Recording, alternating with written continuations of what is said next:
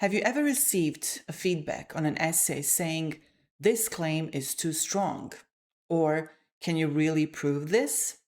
Perhaps your grammar was correct and your vocabulary was formal. So, what was the problem? The problem may not have been what you actually said, but how certain you sounded. Hello and welcome. I'm Michelle, and today we are going to explore hedging in academic English. Hedging is a technique that academic writers use to make their claims more careful, accurate, and credible. In this lesson, you're going to learn how to use modals such as may, might, and could, cautious verbs such as suggest and appear, and other useful expressions that help you avoid claims that are too strong. You will also learn when hedging is necessary and when it is better to make a direct, clear statement. This skill will help you write stronger essays, reports, and research papers. Let's begin by comparing two sentences and deciding which one sounds more academic. Sentence A says, "Social media causes an anxiety," while sentence B says, "Social media use may contribute to anxiety in some people." Which sentence sounds more appropriate for an academic essay? What do you think? Of course, it's the sentence B. Sentence A is grammatically correct, but it presents the relationship between social media and anxiety as a definite fact. It also appears to apply to everyone. Sentence B, on the other hand, is more careful. The word may shows possibility rather than certainty. The expression contribute to tells us that social media may be one of several factors. The phrase "some people" limits the claim to a particular group. These small changes make the sentence more precise and credible. This careful use of language is called hedging. But why is hedging so important in academic writing? Research evidence usually has limits. Imagine that a study includes 50 students from one university. The findings may provide useful information about those students, but they cannot tell us what every university student in the world thinks. It would therefore be too strong to write all university students prefer online learning. A more accurate statement would be, the findings suggest that some university students may prefer online learning. This version matches the strength of the claim to the available evidence. It also acknowledges that other students may have different preferences. Hedging does not mean that the writer is confused or lacks confidence. It shows that the writer understands the limits of the evidence and recognizes other possible explanations. In academic writing, this makes an argument more accurate and credible. And that is very important. One of the simplest ways to hedge an academic claim is to use modal verbs. The most useful ones for this purpose are may, might, and could. Look at the first sentence. Regular feedback improves student performance. This sentence presents the relationship as certain and universal. Now compare it with the second one. Regular feedback may improve student performance. The word may shows that improvement is possible, but not guaranteed. We could also write, regular feedback might improve student performance, or regular feedback could improve student performance. These modal verbs allow writers to introduce a possible result, explanation, or relationship without presenting it as an established fact. The main idea remains clear, but the level of certainty changes. This helps the writer make a claim that more accurately reflects the available evidence. Academic writers also use cautious verbs to control the strength of their claims. Two very common ones are suggest and indicate. For example, the findings suggest that regular feedback supports learning. The verb suggest tells us that the evidence points towards this conclusion, but does not prove it with complete certainty. We can use indicate in a similar way. The results indicate that sleep may influence memory. The verb appear is useful when something seems likely based on the available evidence. For example, the difference appears to be significant. Finally, tend to describes a general pattern that does not apply in every case. For example, students tend to perform better when expectations are clear. This does not mean that every student will perform better. It means that this is the pattern that is generally observed. These verbs allow academic writers to present interpretations and patterns without turning them into absolute facts. Another way to hedge a claim is to use adverbs and short phrases that limit its strength. Words such as generally and often show that something happens in many cases but not always. For example, students generally respond positively to clear feedback. This sentence describes a common pattern without claiming that every student responds in the same way. The word relatively limits the degree of a description. For example, the intervention was relatively effective. The writer is not claiming that the intervention was completely or exceptionally effective. The word potentially introduces a possible effect or outcome. For example, the new policy is potentially beneficial for rural communities. We can also use the phrase to some extent. The policy may reduce inequality to some extent. This tells the reader that the effect may be real but limited. These expressions help academic writers describe frequency, possibility, and degree more precisely. Hedging is not only about adding words such as may or suggest. We can also make a claim more accurate by limiting its scope. Look at this sentence. Group work improves learning. This is a very broad statement. It does not tell us which learners, which type of learning, or under what conditions. Now compare it with the second one. In this study, group work appeared to improve participation among first-year students. The phrase in this study connects the claim directly to the research being discussed. The expression first-year students identifies the specific group included in the research.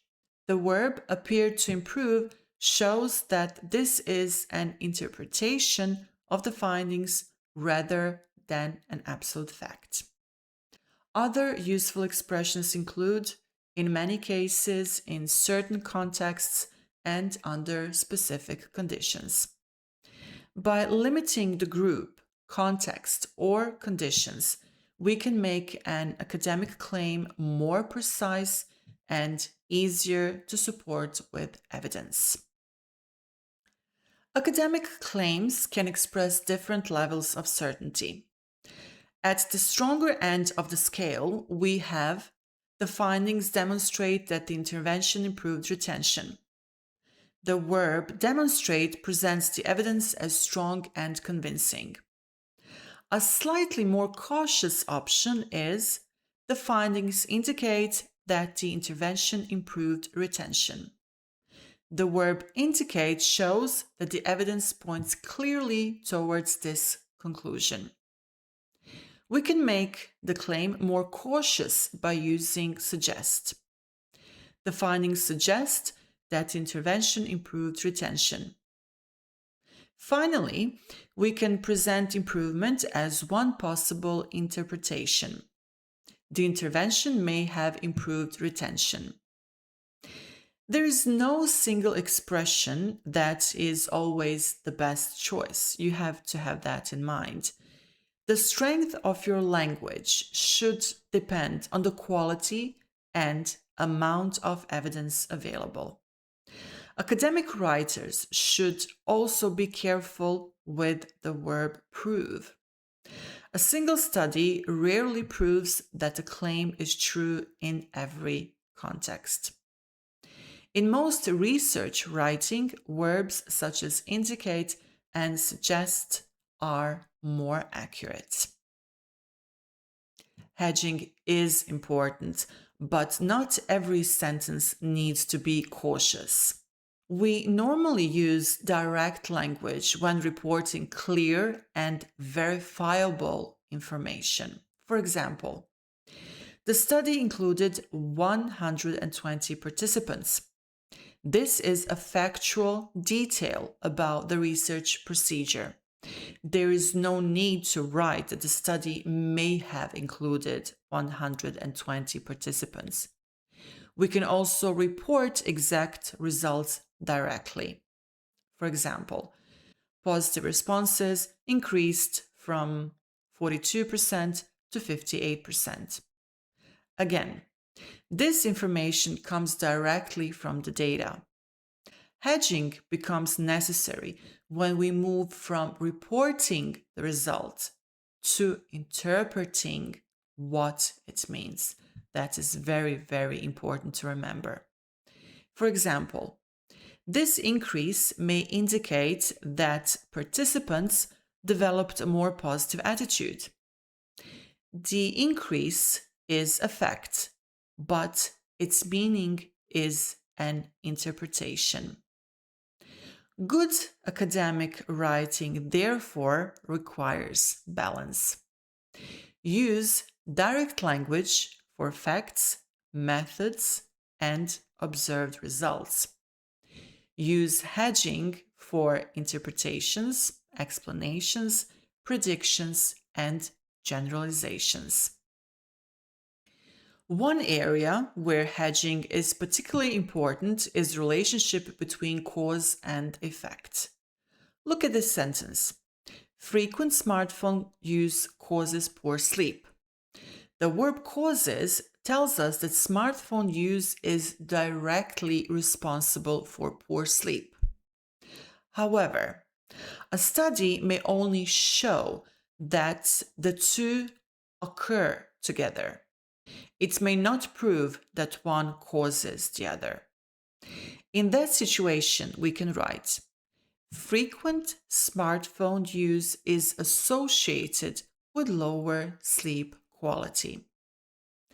The expression is associated with describes a relationship without claiming direct causation. Other useful expressions include is linked to, may contribute to, and may be related to. Remember that the two factors occurring together does not necessarily mean that one causes the other. While hedging does make academic writing more accurate, too much hedging can make your meaning unclear. The first sentence is too strong. Online learning is ineffective. It presents a complex issue as a universal fact. The second sentence moves too far in the other direction. Online learning may perhaps possibly be ineffective in some cases. Yeah, I know. The expression may, perhaps, and possibly all perform a similar function. Using them together makes the sentence unnecessarily hesitant. The final version is more balanced. Online learning may be less effective in courses requiring practical training. The modal verb may controls the level of certainty, while the final phrase identifies the specific context.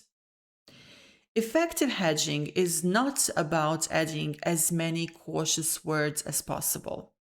It is about choosing enough caution to make the claim precise. Now, I would like you to rewrite these three statements. Each statement is grammatically correct, but the claim is too broad. Add at least one hedging expression and one limitation. You could use a modal verb, such as may or could. You could use a cautious verb, such as suggest or appear. You could also limit the claim by referring to some students' certain contexts or a particular situation. Pause the video and rewrite the three sentences. When you're ready, unpause the video and compare your sentences with the suggested answers. Here are some possible answers. Number 1. Frequent smartphone use may reduce some students' ability to maintain attention. The word may shows possibility, while some students limits the group. Number 2. In some contexts, lectures may be less effective than seminars in promoting active participation. This version identifies both the context and the particular aspect of learning being compared. Number 3. Some international students may experience language anxiety, particularly during presentations. This sentence avoids making a claim about every international student and identifies a situation in which language anxiety may occur. Your answers do not need to be identical to mine. What matters is that your language reflects the strength and the limits of the claim. Let's review what we have learned. Academic writers use hedging to control the strength of their claims and match those claims to the available evidence. We can hedge with modal verbs such as may, might, or could. We can use cautious verbs such as suggest, indicate, appear, and tend to. We can also use adverbs, short phrases, and clear limitations to show that the claim applies only to a particular group, context, or situation. However, not every sentence needs hedging. We normally use direct language when reporting methods, exact results, and established facts.